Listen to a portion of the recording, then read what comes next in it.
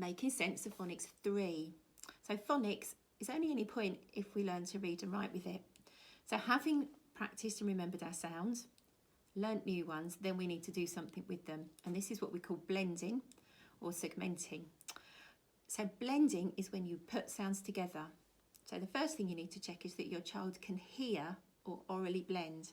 So you could give them clues like touch your head or app and see if they understand what you're asking them to do, because that will tell you that they can hear sounds and they can put them together to make a word. So then the next step is to actually do it with letters. So let's put one on the table. So I've got a a, p.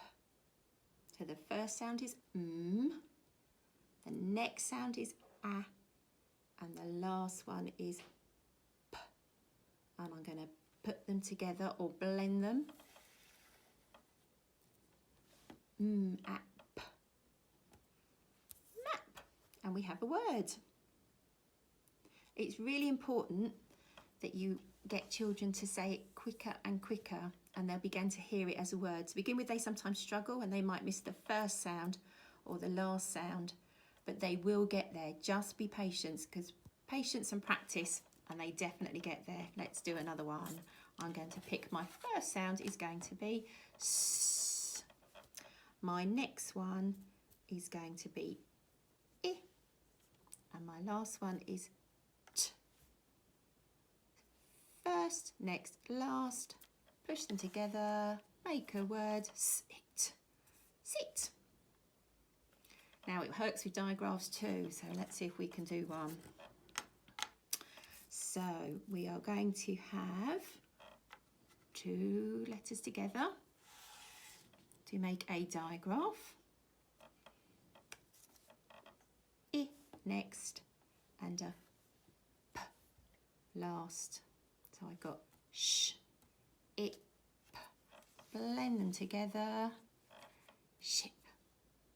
Now children may talk about benches and stools at home, and you may wonder what on earth they're on about. So at school, if it's a digraph in a word, we sit it on a bench or a line, and if it's a single phoneme, it has a stool.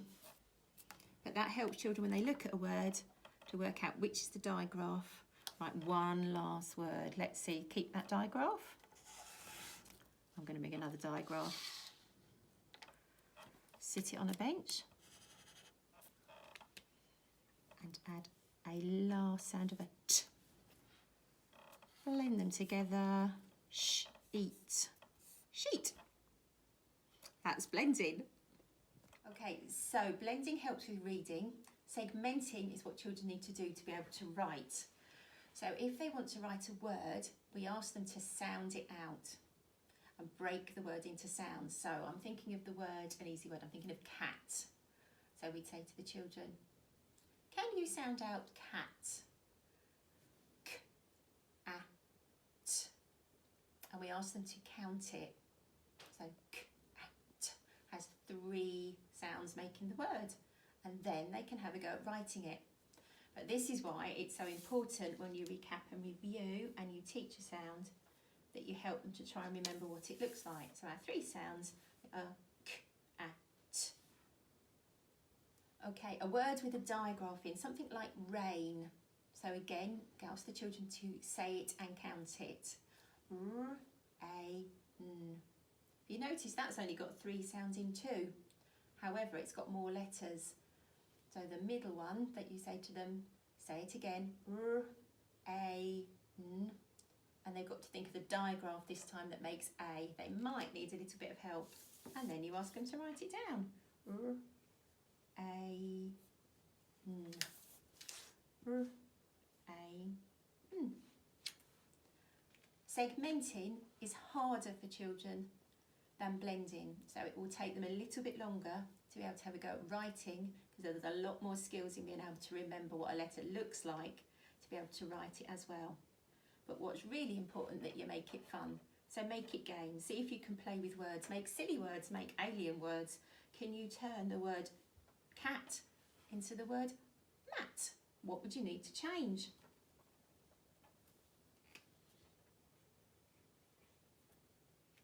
What if you wanted to change mat into map?